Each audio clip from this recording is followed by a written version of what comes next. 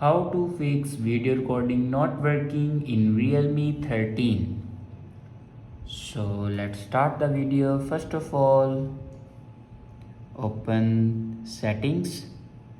In settings, scroll down and here you can see the option system and update. Now click on it, and then on top you can see the option software update.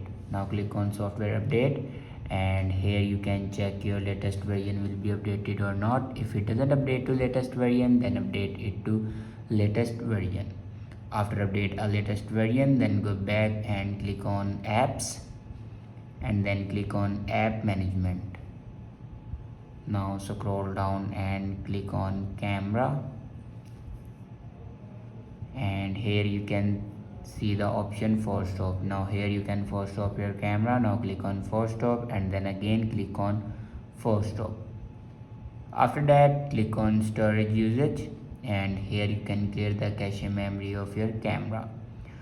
After that, go back to your home screen and restart your device. For restart your device, press and hold power button, and then swipe up to restart your device. After doing these steps, your problem will be fixed.